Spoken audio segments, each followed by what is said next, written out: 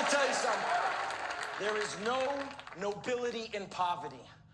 I have been a rich man and I have been a poor man, and I choose rich every fucking time. Because at least as a rich man, when I have to face my problems, I show up in the back of a limo wearing a $2,000 suit and a $40,000 gold fucking watch. So, how do you find that clip? Do you find it really motivational, inspiring? Do you want to go at your job and work day and night to achieve that success, be really rich in life? I can make it easy for you. I'm gonna give you a shortcut. I'm gonna give you $10 million right now, but the only catch is you'll be turned 60-year-old right away. You'll lose all the days, all the age, all the years in between, and you'll be simply 60, but you have a lot of money. Will you take that deal? So, the answer to that question lies in our video ahead. Let's watch out.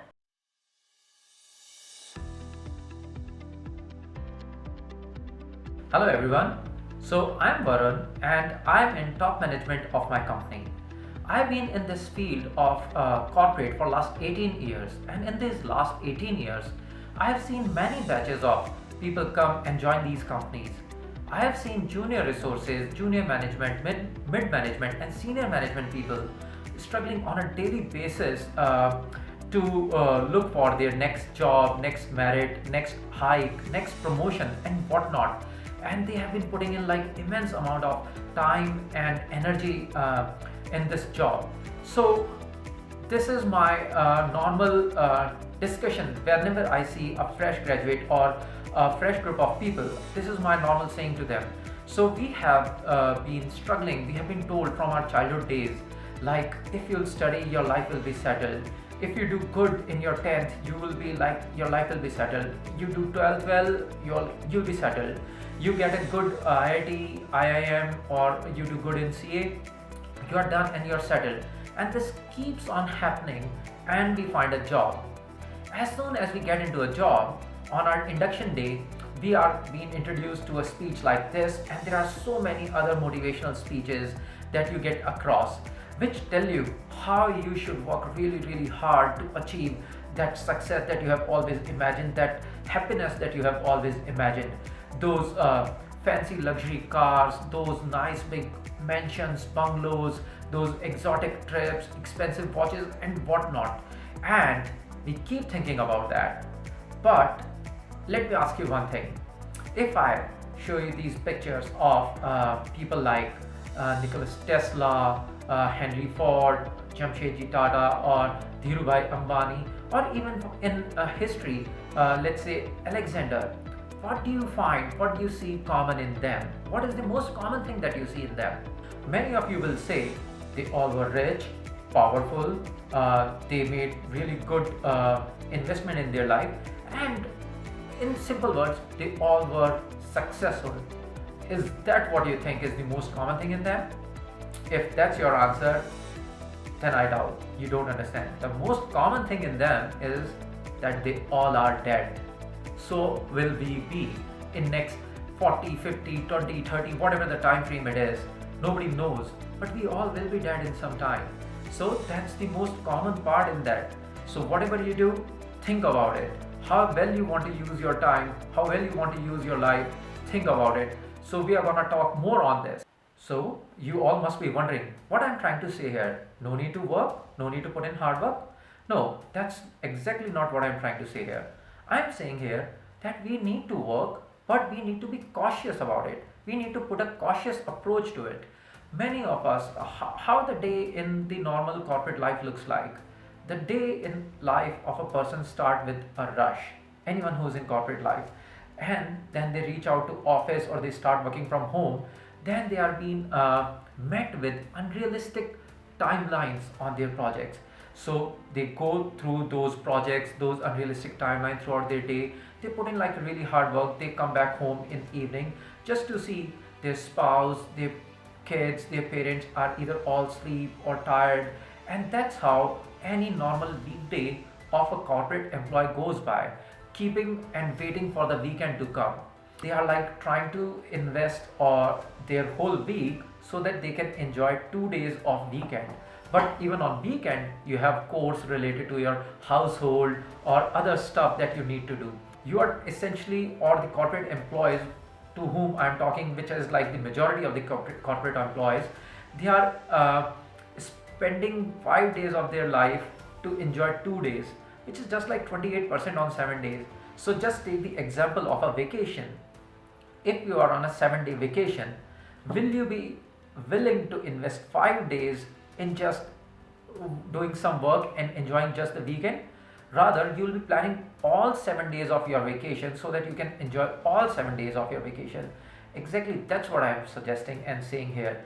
I am not saying that you should not work, I am saying you should work, but again, with conscious approach. If for any reason you are working late at your office, and that's happening quite often, more than like once or twice a month or very infrequent, then there is a very high probability there is someone inefficient, there is some inefficiency, or there is greed in play. So what happens at office? So if there is a long project, there are only few reasons to it. Either the project is being sold inefficiently with like a really crunch timeline just to get the project done. Sales team have sold it wrong. That's their inefficiency, or there is some genuine inefficiency at delivery end where delivery manager has not been able to plan it well, delivery team is, or someone in delivery team is not putting in focused effort or something like that. But the most important and things to watch are like the toxic culture at a company. So is the management pushing in for long hours? So I recently came across a statement from Mr. Narayan Murthy of Infosys, where he mentioned where he recommended 70 hours week work week for Indian employees, which is insane. 70 hours a work week. Unfortunately, Mr. Narayan Murthy is not alone in thinking like people should work more than 50 hours a week, work for stretched or extended long week and week hours. So there are many more industry leaders, there are many more corporate leaders who think the same. All these leaders, this top management, whenever they say like this, they consider and treat their employees as resources, as machines. And whenever you consider humans as machines or resources, you want to squeeze the last last potential out of them for your own profit. None of these leaders are going to double the salary of their employees. They want to pay them the same, yet they want them to do double the work within the given week. And even if they are ready to increase the salaries by a bit or whatever the amount, that is still a bait. Because what will happen initially, some people will accept, okay, out of need and out of these corporate leaders' greed, many people will agree and they'll say, yeah, we are okay. They'll raise their hand and they'll say, we are open to work more if you are going to pay us more. They'll agree initially. What will happen in some time, this will become norm at industry level. Okay, in India, corporate, if you are working, you have to put in 70 hours of work week, and then there will be no more salary hikes, salaries will be standardized, but the work week will become like 60 to 70 hours a week. So I was again listening more to Mr. Murthy's comment, and I was looking at all the trolling that happened, all the confrontation that happened to Mr. Murthy, and I'm like really disappointed to see Mr. Murthy's response, which was coming out of a bit of arrogance, where he said, if anyone is equally or more successful than me, I'll have respect for that person, and I'm open to hear where I'm wrong.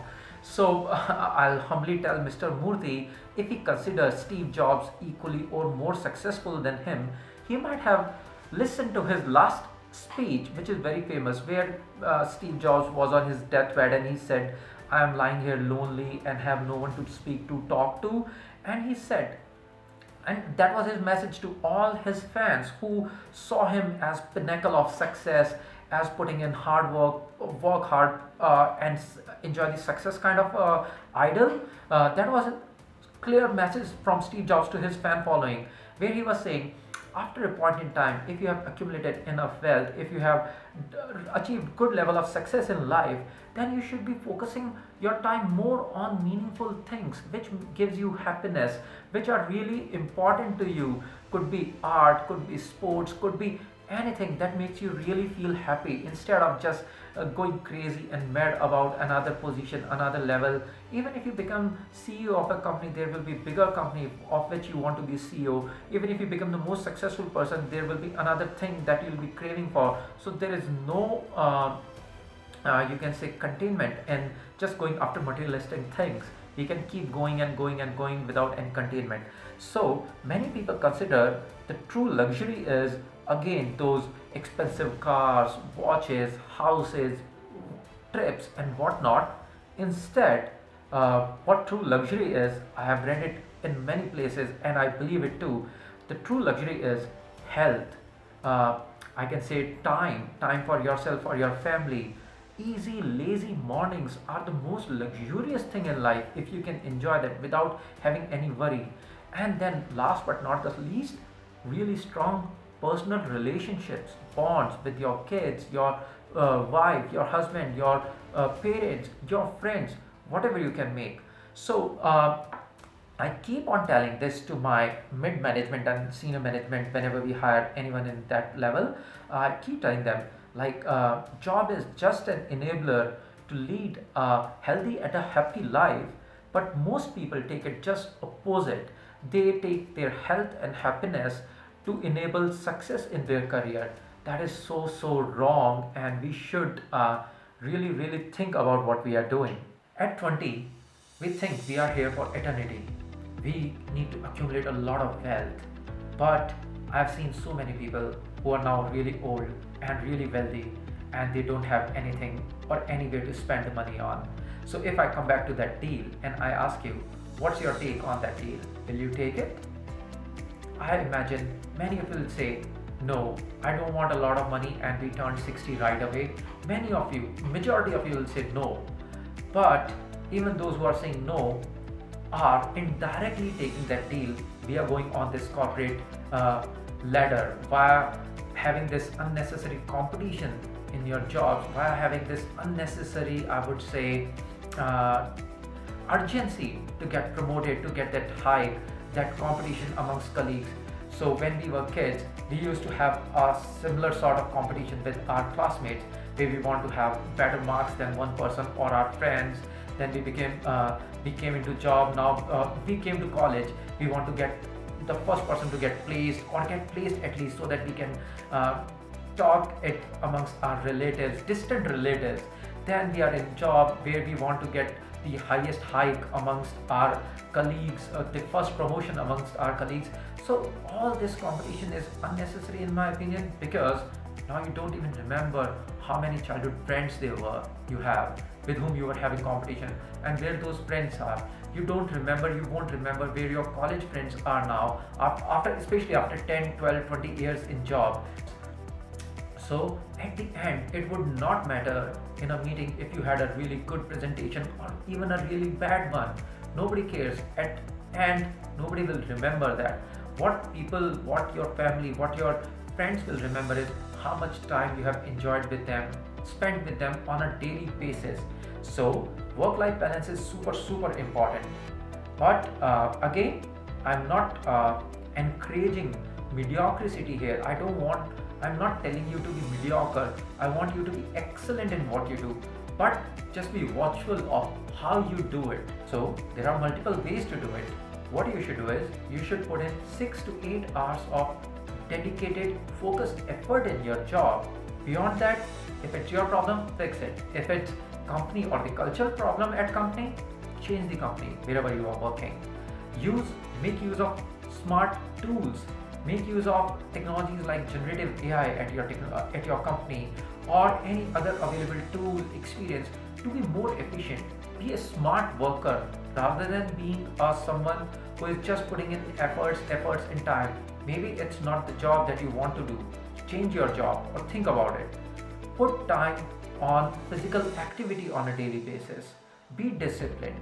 Those are some of the things you should be focusing on. It is said when we are young, we have time and health. When we are mid-age, we have health and money. When we are old, we have time and money but no health. So all I am asking you here is to fix this equation of mid-age. You should have time, money and health, all three things. to enjoy your life, to make the best and the max of this vacation we are on, which is called life. Not just at the end. Just don't keep accumulating money so that you can enjoy it on a particular day in life. Make your goals and just think about it. If you have achieved that goal, that's good. We need to take a pause. If you are accumulating, if you are getting all the promotions in hike just by putting in adequate number of hours, all good for it. Go for it. That's the best thing. But if you have to overstretch yourself on a daily basis, that's where you should put in a stop. And 100%, other than job, you should on a daily basis have time to invest on some physical activities, read books, occasionally or very frequently travel if you can, and most importantly, have time with your spouse, your kids, your parents, because the way you are growing old, everybody else around you is also growing old. So it's not gonna stay same forever for everyone. So that when you get old, you don't have to regret like Steve Jobs or Alexander the Great. We all must have heard or read the story of Alexander. His last 4 wishes were that he wanted to be carried, he wanted his coffin to be carried by the best doctors in his empire, the 4 best doctors in his empire. He wanted his wealth to be spread on his last procession. He wanted his hand to hang outside his coffin, his empty hand, because he wanted all these 3 things to show the world that not the best 4 doctors in the world can save the most powerful and rich man at that time. Neither his wealth helped him, and he is going empty-handed. So that was his last advice, and that's what I'm trying to tell here to you all, because either you are a fresher joining this job or you are in job for quite some time. We keep on forgetting this, and this is a reminder to all of us. So at the end of this video, I would just like to say I'm here to help. If you have any questions, if you want any guidance, please put it in comments and I'll reach out back to you. The objective of this video was and is to encourage, even if I could encourage or inspire 4, 5 or 10 people to find a healthy work-life balance, I'll consider mission accomplished. With that, I'm signing off. Varun from Think Terrain.